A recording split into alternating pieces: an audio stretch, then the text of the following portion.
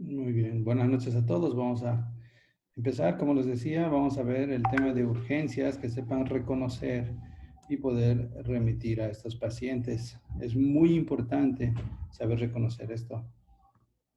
Veremos que entre urgencia y emergencia, pues vamos a tener prioridad cuando existe una emergencia y la atención tiene que ser ya urgente y requiere la presencia de guardia, de un médico de guardia que sea oftalmólogo cirujano en el servicio de emergencia. Normalmente oftalmología en los hospitales generales no tiene guardia y existen algunos hospitales en algunas ciudades que el cirujano oftalmólogo está a llamado. No tenemos un servicio de emergencia como lo tiene cirugía general o como tiene obstetricia, estas cosas. Entonces, es por esta razón que debemos identificar y tener siempre un contacto de algún oftalmólogo o algún centro de salud que tengan atención de emergencia. Entre urgencia y emergencia, pues va a tener prioridad la emergencia. Ahora bien, es muy importante, si llega a algún centro de salud de ustedes, estos datos, ya la fuente de información principal del paciente, esto por la implicación médico-legal que va a tener esta boleta de recepción o esta apertura de historia clínica. Hay que ver si el compromiso es de uno o de ambos ojos. Vamos a ver el grado de pérdida visual. Es por esto que hay que saber tomar la agudeza visual mínimamente, tener una cartilla de agudeza visual, una cartilla Snellen en la pared de sus consultorios. Tomamos uno por uno, o sea, el ojo derecho primero, el ojo izquierdo después, y hacer una anamnesis de la visión previa para saber cómo veía. Generalmente se pregunta cómo veía con este otro ojo, si veía igual o no al que está dañado. Antecedentes de intervención quirúrgica previa y registrar todo referente a la información concerniente a el evento el cual lleva al paciente a la consulta. Y además, si existe algún procedimiento que se haya realizado. Muchas veces les echan sustancias, les aplican gotas, qué sé yo, entonces hay que indagar acerca de todo esto. Recordar nada más que las tres capas del ojo, pues la más interna es la retina y la retina tiene una adherencia prácticamente virtual, es por una interdigitación con el epitelio pigmentario. Esta adherencia es muy fácil de separarla, no existe lazos o unión fija entre la retina y la coroides, que en este caso sería la coreocapilar y el epitelio pigmentario. Entonces, no existe esta unión, solamente hay una interdigitación y es fácil desprenderla. Y además recordar que en la vía visual los campos temporales de la visión, el campo temporal de la visión se proyecta en el lado nasal, el campo nasal se proyecta en el lado temporal de la visión. Nosotros tenemos la mácula temporal al disco óptico a 15 grados y saber que esta información va a viajar hacia el cerebro. Fíjense, el lado nasal de toda la retina nasal va a decusarse o va a intercambiar su posición del ojo izquierdo hacia la derecha, hacia el cerebro derecho, y lo propio con el ojo derecho, pues hacia el lado izquierdo. Entonces, solo las fibras nasales se decusan en lo que es el quiasma óptico y las fibras temporales van a ser ipsilaterales. Entonces, la mitad o el 50% de fibras va a ir hasta el núcleo geniculado lateral y de ahí hacia el cerebro. Esto es muy importante porque tenemos que explorar también los campos visuales. Al explorar los campos visuales, mínimamente tenemos que ponernos a una distancia de 50 a 70 centímetros del paciente, que es la distancia de un brazo o hasta 1 metro, y nos tapamos el mismo lado del ojo a explorar. Es decir, para explorar el ojo derecho del paciente, en primera instancia siempre se explora primero el ojo derecho, luego el ojo izquierdo.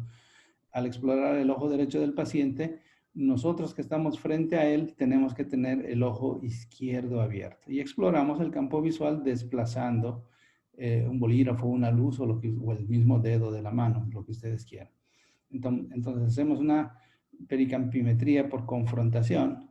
Eso podemos hacer en el consultorio. y anotamos más o menos el rango de visión. Por ejemplo, en este caso, este paciente tiene una disminución de la visión hemisférica superior, por tanto hay un compromiso de la retina inferior hemisférica, ¿no? Porque es contralateral. Acuérdense que todo es cruzado. Ya por estudios especiales, pues tenemos el pericampímetro que ya hablamos en glaucoma. Entonces, vamos a hacer esto un poquito más dinámico mediante ejemplos de casos. Este es un primer caso de un varón de 50 años diagnosticado de desprendimiento del vítreo posterior. El vítreo posterior está adherido normalmente en lo que es la fobia y el disco óptico. Y cuando se desprende, pues los pacientes ven manchitas, son las miodesopsias que la mayoría de ustedes debe tener. Y además refiere aumento de las miodesopsias, es decir, las manchitas que veía pues aumentaron de pronto desde hace 2 o 3 días. Y además tiene fotopsias, es decir, percepción de lucecitas en el campo visual y una sensación de una tela en el campo visual inferior. Entonces, este paciente tiene aumento de las miodesopsias con fotopsias constantes, lucecitas que están constantemente, y sensación de una tela que está en la parte inferior. No hay antecedentes relevantes médicos, pues un granuloma vertebral dorsal, casi nada de importancia. Vemos al paciente, segmento anterior, la agudeza visual en 0,9 en el ojo derecho y en el ojo izquierdo está en 0,1, o unidad de visión. La presión 14, todo en segmento anterior está muy bien, la córnea, el cristalino. Cuando examinamos al paciente el polo posterior de manera rápida con un oftalmoscopio directo, vemos el nervio óptico, vemos la mácula, y sin embargo cuando examinamos con un oftalmoscopio indirecto, podemos ver más en la periferia y nos encontramos con esto. Fíjense, un paciente que aparentemente estaba sano, lo que tiene, miren, es un fondo de ojo del lado izquierdo, la visión conservada, tiene la unidad de visión o 20/20, y cuando examinamos, vemos que la mácula está adherida, no hay desprendimiento, no hay lesión, y sin embargo en la parte superior tiene un desprendimiento de retina. Este desprendimiento de retina le genera la mancha inferior. Con esto quiero decirles que todo paciente que les diga que veo lucecitas con un aumento de manchitas negras y que además tengo una visión de una tela o algo que no me deja en paz, algún pedacito oscuro en mi campo visual, pues lo primero que tienen que hacer es pensar que ese paciente probablemente tiene un desprendimiento de retina y debe ser examinado por un oftalmólogo que sea perito en examen de fondo de ojo, mejor si es un retinólogo, ¿ya? Porque muchas veces el oftalmólogo le hace una oftalmoscopía directa y se encuentra con esto y le dice, no, todo está bien. Ha existido casos, ¿eh? Todo está bien. Y sin embargo, el paciente tenía un desprendimiento de retina. Este paciente que se ve en la parte superior, el desprendimiento, pues es una emergencia. ¿Por qué es una emergencia? Porque este desprendimiento, si progresa hasta el polo posterior, es un signo de muy mal pronóstico. No hay manera de mejorarla o rescatar esta agudeza visual de 20/20 que el paciente tiene. Los fotorreceptores que están interdigitados aquí con el epitelio pigmentario a nivel de la mácula nos dan la visión central, la máxima visión central. Y al tener afectado este sector, pues cuando se separa, tenemos como máximo 3 días para lograr una recuperación de un 90% más o menos en la agudeza visual. Si pasan más días, hasta 7 días, pues ya las posibilidades de recuperación son mucho menores, de 60, 50%. Y si pasa hasta un mes, pues el paciente recuperará ni un 10% de la agudeza visual. Eso porque las células que estaban unidas acá, pues al separarse del epitelio pigmentario, los fotorreceptores pierden su capacidad de transmisión correcta o del fenómeno de transducción de la luz.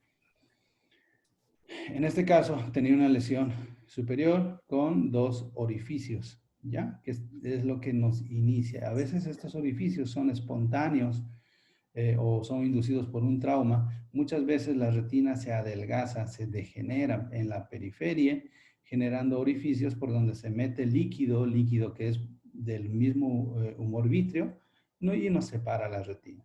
Si este paciente no le operamos, no le hacemos nada, pues el desprendimiento progresa hacia abajo, afectándonos el polo posterior, y eso es un signo de muy mal pronóstico a largo plazo.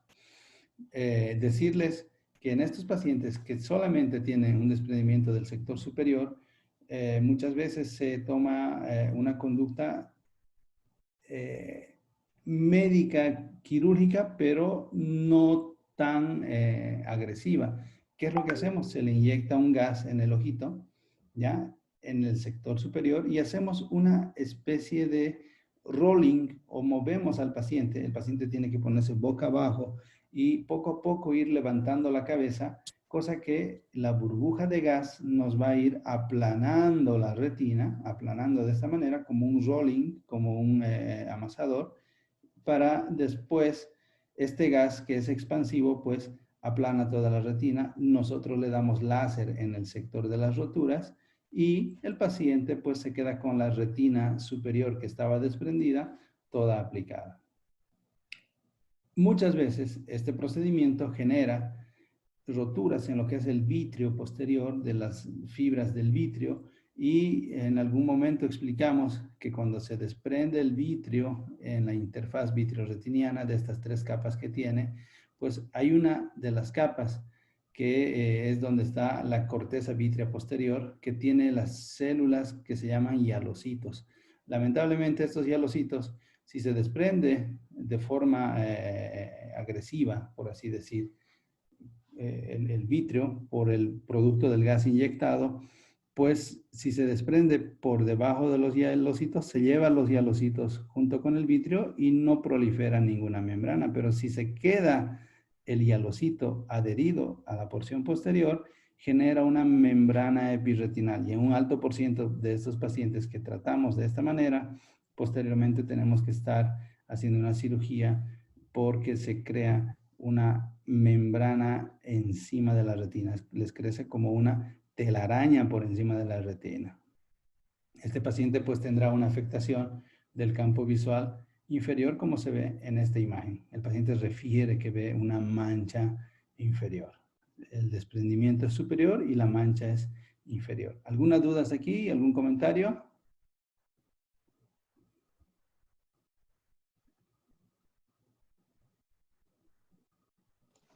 Doctor, está bien. Ok. Caso 2. Varón de 23 años con trauma en el ojo izquierdo de hace 3 días. Estaba jugando baloncesto. Le dieron un golpe. El anterior fue espontáneo. Este es con un jugando baloncesto, ¿ya? Refiere lo mismo. Miopías, visión nublada, campo visual inferior, la afectación. Y pues vemos que por el trauma ha habido una lesión traumática aguda con diálisis. Ya no es una rotura, ya no es un agujerito, es una diálisis. Es una rotura muy grande. Diálisis de la inserción de la retina en la base del vitrio, aquí en la hora serrata. Entonces se rompe, se dializa la retina en una porción grande, generando alguna pequeña hemorragia en el vitrio, como se ve aquí. Y estos casos son más complejos de tratar. Si vemos, esto es retina adherida con hemovitrio por acá, retina con diálisis o rotura de la inserción periférica, y esta es la coroides pura. Esto que vemos aquí son las arterias ciliares, la vena ciliar y el nervio ciliar que discurre por ese sector por encima de la coroides. Entonces, estos pacientes, fíjense, es una lesión grande, mucho más grande que la otra. Hay una diálisis, hay una desinserción enorme de aquí de la retina. Esta es otra emergencia. Entonces, la rotura, los desprendimientos superiores sin afectación macular son una emergencia. Las diálisis retinianas son una emergencia. Este paciente, pues, tendrá una afectación del campo visual. En estos casos de roturas gigantes, muchas veces el proceder quirúrgico va acompañado, tiene que ser urgente, en primer lugar, antes de que se formen adherencias o vitreoretinopatía proliferativa. Tenemos un lapso de días nada más para evitar que se formen estas adherencias. como un fenómeno de cicatrización. Las adherencias, la vitreoretinopatía proliferativa es como una telaraña de un tejido que es fibroso, que crece por delante de la retina, puede crecer intrarretinal o puede crecer por debajo de la retina, muchas veces en las tres formas. Usamos el perfluorocarbono líquido, es un líquido mucho más pesado que el agua. Inyectamos en la parte del polo posterior, esto nos va planchando, por así decir, nos va haciendo un rolling de la retina, volviendo a aplicar, y el líquido acumulado debajo de la retina, pues se absorbe por la zona de la diálisis, el líquido de perfluorocarbono que es más pesado, se inyecta hasta cierto punto, damos láser en este sector, y muchas veces, en dependencia si la rotura es superior o es inferior, o el estado del ojito, se deja aceite de silicón dentro del ojo, o podemos dejar gas. Hay gases de perfluorocarbono o el hexafluoruro de azufre. Entonces, dejamos esto dentro del ojito. Hacemos láser para sellar la rotura y el paciente pues recupera su estado de la retina normal. Caso 4. Mujer de 55 años refiere pérdida de la visión en el ojo derecho de 48 horas, antecedentes no relevantes, ¿ya? O sea, una mujer de 55 años con pérdida de la visión. No hay antecedentes, una cistitis a repetición. Examinamos el segmento anterior y en el ojo derecho tiene un cuentadedos a 20 centímetros. El ojo izquierdo tiene un 0,7 de visión o un 70% de la presión. Todo muy bien. Examinamos y pues nos llega con un desprendimiento buloso de la retina y que además llega hasta la fobia. Si me preguntan cuál es más urgente, ya, son más urgentes o emergentes los casos que la mácula está adherida, es decir, los casos que tienen mácula on o mácula en buen estado. Los casos de mácula off, los que tienen la mácula ya desprendida, pues pueden esperar 1, 2, 3 días más en la cirugía. Pero si la mácula está adherida, acuérdense que tenemos que rescatar esa mácula que no se desprenda. En un caso 5, un varón de 68 años desea segunda opinión, miodesopsias abundantes, no antecedentes, ¿ya? Algunos antecedentes médicos, operado de peritonitis hace 40 años, también acude de esta manera, con 0,85 y 95 de visión, una buena visión, y vemos que tiene un pedacito superior roto, nada más. En estos casos, solamente damos láser en el sector, sellando esta pequeña rotura que tiene el paciente. Pues damos láser alrededor de esta rotura superior. Tal es así que existen lesiones degenerativas en el fondo de ojo, en la periferia retiniana, que son lesiones predisponentes a un desprendimiento de retina. Es por esta razón que cuando van al oftalmólogo es parte del examen clínico oftalmológico la revisión del fondo de ojo y una revisión minuciosa y exhaustiva de lo que es la retina y la periferia retiniana. Créame que si le ponemos hincapié a esto de la revisión, pues encontramos de cada 100 pacientes por lo menos 5 o 10 pacientes que tienen lesiones predisponentes que tienen que ser tratadas. Algunas con más urgencia que otras, ya algunas predisponen más al desprendimiento que otras, que si encontramos la lesión y le damos láser a tiempo alrededor para sellar la herida, pues evitamos un desprendimiento espontáneo que muchas veces el paciente no se da cuenta, no percibe o va donde un médico que no supo orientarle porque no atendió en las clases de oftalmología y pues dejan pasar y el paciente llega complicado con un desprendimiento macular y muy mal pronóstico visual. Dentro de estas lesiones, bueno, esto ya es más para residentes, no obstante, tienen que saber cuáles son un poquito más predisponentes. El examen oftalmológico de la retina periférica muchas veces tiene que ser realizado por un retinólogo como tal. A veces los oftalmólogos generales obvian esta parte del examen. Este tipo de lesiones en herradura pues tienen un riesgo altísimo de desprendimiento. Este que es un DR en herradura con un punto de tracción, pues también tiene un alto riesgo de desprendimiento. Los operculados en U, pues tienen un riesgo de desprendimiento más o menos. Los opérculos sin tracción, pues no existe tanto riesgo y por tanto hay que vigilarlos, no obstante, para ver que no nos desprendan la retina. Estos desgarros en U, que ya están demarcados por pigmento, significa que ya ha cicatrizado la retina alrededor por cuenta propia, por así decir. Se ve en los miopes altos. Por seguridad, muchas veces decidimos darle láser. Algunos médicos dicen, pues no le den láser, vamos a esperar a ver qué pasa. Pero estos pacientes hay que tenerlos pendientes, hay que informarles de su situación, porque cualquier rato se puede desprender la retina. Las retinosquisis degenerativas, pues necesitan también un tratamiento preventivo. Algunos pequeños agujeros asintomáticos, pues estos chiquititos no requieren tratamiento. El riesgo es bajo. No obstante, hay médicos que deciden darle láser porque hay muchos pacientes que son de zonas rurales o de áreas alejadas que no asisten regularmente a consulta y asisten cuando ya tienen un desprendimiento asociado. Las retinosquisis con pequeños agujeros pues tienen de desprendimiento muy bajo, no obstante algunos médicos deciden sellar con láser. Este es un diagrama general para hacer el examen de fondo de ojo y anotar las lesiones como les mostraba el examen. Algunas lesiones con los colores, las coloraciones que tienen para poder pintar, esto es más para residentes. Ahora bien,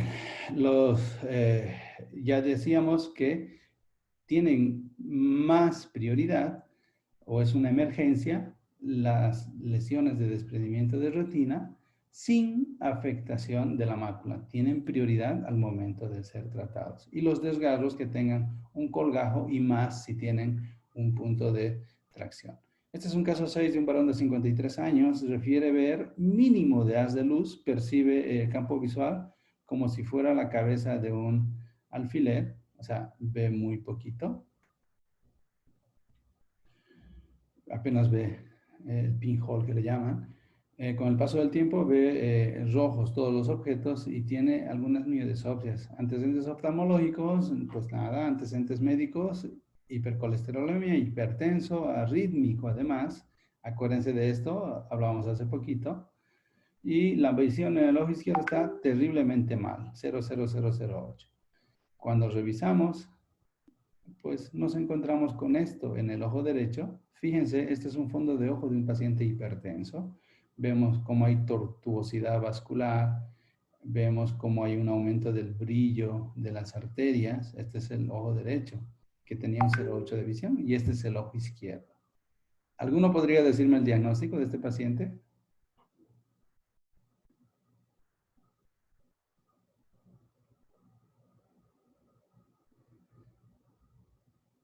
A ver, Alejandra Melgarejo Vidal. Doc, retinopatía.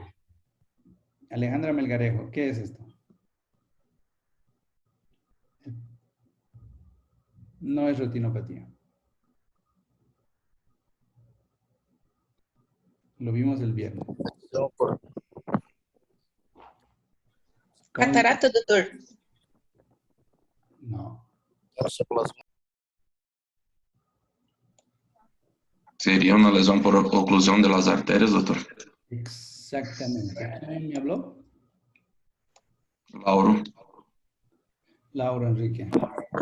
Laura, muy bien, muy bien. Es una obstrucción arterial. En la conferencia que hablamos de obstrucción de arteria central de la retina, decíamos que el antecedente de hipertensión y más con antecedente de arritmia con hipercolesterolemia, pues es un antecedente fuerte para tener este problema. Esta es una retina perfundida, es decir, a pesar de ser hipertenso, el paciente le llega sangre, pero vean cómo en esta retina hay un blanqueamiento, es decir, una palidez total que tiene edema, con una mancha rojo cereza aquí, que es típico, en la conferencia se les dijo, que si les ponen en un examen, porque se acostumbra a preguntar cuando hay exámenes para acceder a alguna especialidad médica en otros países, en España, en México, hasta en el mismo Brasil, les ponen fondo de ojo con mancha rojo cereza. Y el diagnóstico es una obstrucción de la arteria central de la retina. Este es un fondo de ojo pálido con una mancha rojo cereza. Se ve aquí más rojito porque la mácula tiene más pigmento en el polo posterior. Y en este caso, en la conferencia de obstrucción de la arteria, decíamos que hay una arteria cilio-retinal. Tienen que revisar la conferencia. Les voy a preguntar, esta arteria cilio-retinal que perfunde un pedacito de retina acá. Esta es una arteria cilio-retinal muy corta que no llega hasta la mácula. Hay arterias cilio-retinales en pacientes que se quedan antes de la mácula. Hay quien llega hasta la mácula y hay quien tiene una arteria que pasa de lo que es el límite de la mácula. Es una arteria mucho más grande. Pues es una obstrucción de la arteria central de la retina que ya explicamos toda la patología. Fíjense la conferencia, creo que dura 15 minutos. Ya está. Es una emergencia también que lamentablemente no tenemos forma de tratar, excepto algún manejo que se hace buscando bajar la presión para desplazar el émbolo que ha causado la obstrucción, en caso de que se vea el émbolo visible. Caso 7, mujer de 42 años, la han tratado siempre en otro centro, disminución de la agudeza visual en ambos ojos, antecedentes oftalmológicos de cirugía de catarata por extracción extracapsular más lente intraocular hace un año y le han hecho láser 4 veces. Antecedentes médicos, diabetes mellitus tipo 2. La visión tenemos en el ojo derecho 0,1 o un 10% y en el ojo izquierdo un 0,2 o un 20%. En cuanto a la opacidad del cristalino, pues cataratas más densa en el ojito derecho que en el izquierdo. Ambos ojos metamorfopsias, es decir, ve distorsión en la imagen de las cosas. Y este es un fondo de ojo de una retinopatía diabética proliferativa. Si ya se acuerdan de la conferencia, vemos que tiene neovasos peripapilares, tiene edema en la mácula, tiene sangre en el humor vítreo, este es un hemovítrio, tiene además láser, fíjense, un láser antiguo que ya le han dado, son cicatrices láser, hemorragias en astilla. Entonces, esta paciente tiene un hemovítrio espontáneo, uno de estos vasos sanguíneos que está por acá, sangró. Y el ojo izquierdo, pues una situación muy parecida, que además tiene exudados abundantes en el polo posterior, tiene un edema macular y además me parece que tiene un desprendimiento seroso, ¿ya? En este sector de la retina por exudados. Pues tiene el hemovítrio, neovasos abundantes. En estos casos, lo que hacemos es un examen minucioso y pues el tratamiento será con seguridad una vitrectomía temprana, que hoy en día es la decisión más acorde. Cuando existe una hemorragia macular, un sangramiento macular, la sangre es tóxica para los fotorreceptores. Sangre a nivel de la mácula es un signo de mal pronóstico. Esos casos hay que operarlos urgente. Y cuando hacemos la cirugía, pues los casos de vitreoretinopatía proliferativa en la diabetes, usamos también muchas veces perfluorocarbono, diseccionamos las membranas, hacemos todo este proceso de disección de membranas y por último dejamos gas o dejamos aceite de silicón. En este caso se está usando el perfluorocarbono para hacer la disección de membranas. Ya posteriormente se hace un intercambio para dejar silicón o dejar perfluorocarbono y hacer la reaplicación de la retina. En los casos en que dejamos aceite de silicón, este aceite de silicón tiene un tiempo de vida dentro del ojito, no se puede dejar por toda la vida, es un tamponador. El aceite de silicón lo que hace es pegar o adherir a las paredes. El aceite de silicón que usamos es más liviano que el agua, por tanto flota en el humor acuoso que se sigue produciendo. En estos casos tenemos que hacer una iridectomía inferior aquí para que haya flujo de humor acuoso y no se produzca un glaucoma. Esa iridectomía se ve de esta manera. El aceite de silicón dentro del ojo tiene una vida de más o menos 6 meses hasta 1 año, sin que se vea, sin que sea visible la emulsificación. Esto de aquí es la emulsificación. Esto es como gotitas de un aceite que se haya usado muchas veces para cocinar alimentos. Pues el aceite emulsificado se forma estas gotículas que pasan al segmento anterior y nos taponan muchas veces el ángulo, produciendo un aumento de presión intraocular. Ese sería un glaucoma secundario al uso de aceite de silicón.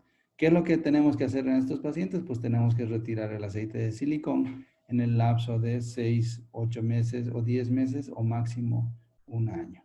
Cuando retiramos, reemplazamos con gas, perfluorocarbono o hexafluoruro de azufre, y el gas se va reabsorbiendo y el ojo se vuelve a rellenar. El hexafluoruro dura 30 días dentro del ojito y el perfluorocarbono dura hasta 60 días dentro del ojo.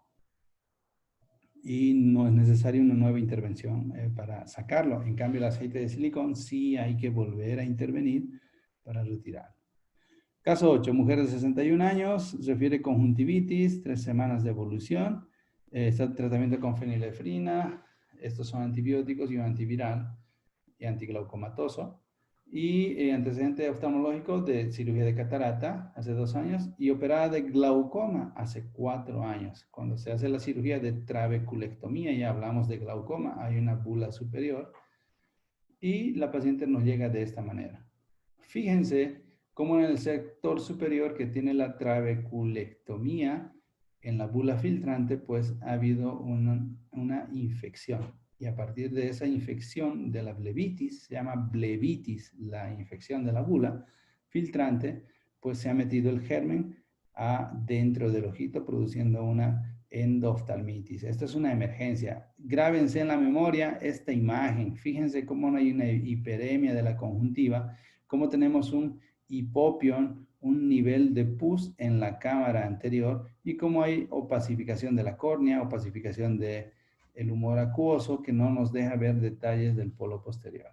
Esto es una endoftalmitis y es una emergencia. Esto hay que tratar urgente y mejor si están en lugar alejado, pues denle a este paciente antibióticos de amplio espectro, tanto por vía oral como tópicos. Existen las formas de preparar estos medicamentos, tal cual se indicó en la conferencia de úlceras corneales.